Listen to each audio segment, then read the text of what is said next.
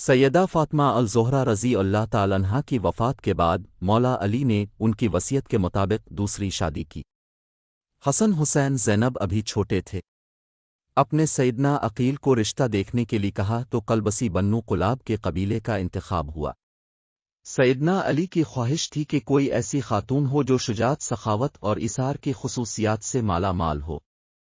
بنو قلاب کی خاتون فاطمہ بنت حزم کے گھر رشتہ بھیجا تو سردار حزم اپنی بیوی کے پاس گئے اور پوچھا کہ سیدنا علی کا بیٹی فاطمہ کے لیے رشتہ آیا ہے، کیا آپ نے اپنی بیٹی کی ایسی تربیت کی ہے جو نبی کے خاندان میں بیاہی جا سکے؟ رشتہ قبول ہوتا یہ تو فاطمہ بنت حزم سیدہ الابنین سیدنا علی کے گھر جاتی ہیں تو سیدنا حسن حسین اور فاطمہ کو گلے لگا لیتی ہیں۔ سیدنا علی سے درخواست کرتی ہیں کہ ان بچوں کے سامنے اب مجھے کبھی فاطمہ مت کیے گا، انہیں اس سے ان کی ماں یاد آ جائے گی۔ میں اس گھر میں ان کی ماں بن کر نہیں آئی بلکہ کنیز بن کر آئی ہوں۔ میرا یہ مقام نہیں کہ ان کی ماں کی جگہ لے سکوں۔ اس کے بعد اپنے انہیں بیٹا نہیں کہا بلکہ ہمیشہ مولا کہتی رہے۔ ان کے 4 بیٹے ہوئے اس لیے انہیں الابنین بھی کہتے، مطلب بیٹوں کی ماں۔ اپنے بیٹوں کو ہمیشہ حسن حسین علی کی صرف اطاعت کا حکم دیا، ادب سکھایا اور کہا جو وہ کہیں بس حکم بجا لانا ہے، بحث نہیں کرنی۔ یہ اہل بیت ہیں، ہم ان کے نوکر ہیں۔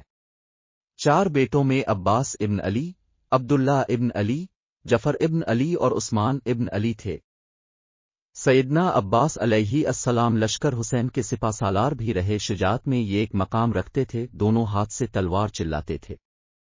جنگ صفین میں سیدنا علی نے ان کو بھیجا تو محمد بن حنفیہ کہتے کہ مولا اب صرف عباس کو کیوں آگے بھیجتے ہیں؟ تو سیدنا عباس کہنے لگے حسن حسین میرے ابا کی آنکھیں ہیں اور میں ان کا بازو، اور بازو ہمیشہ آنکھوں کی حفاظت کرتے ہیں۔ حالانکہ عمر میں حسن و حسین سے چھوٹے تھے، مطلب کہ یہ سوال بھی نہیں بنتا، ماں کی تربیت ہر مقام پر جھلکتی تھی۔ واقعہ کربلا میں جب ایک ایک کر کے لشکر حسین کے سپاہی شہید ہوتے گئے تو سیدنا عباس نے مولا حسین سے درخواست کی کہ مجھے جانے دیں۔ سیدنا حسین ان سے تلواریں لے لیتے ہیں کہ بس عباس تم پانی لے آؤ۔ اب پانی لینے جاتے ہیں تو یزیدی لشکر ان پر حملہ کر دیتا ہے، دونوں بازو کاٹ دیے جاتے ہیں، وہی جنہوں نے حسین کی حفاظت کرنی تھی۔ گھٹنے میں تیر لگتا ہے، حسین عالی مقام کی آنکھیں بھر آتی ہیں۔ سیدنا عباس مولا حسین سے درخواست کرتے ہیں کہ میرے گھٹنے سے تیر نکال دیں، اور کہتے ہیں کہ مولا میری والدہ سے کہہ جی گا کہ عباس کے دونوں بازو نہیں تھے، اس لیے صرف آپ کو تیر نکالنے کا کہا۔ یہ وہ ادب تھا، وہ اطاعت تھی جو سیدہ الابنین کی تربیت تھی، جنہوں نے ساری زندگی نبی کے اس گھرانے کی کنیز بن کر گزار دی۔ آپ کے 4 بیٹے اس جنگ میں شہید ہو گئے۔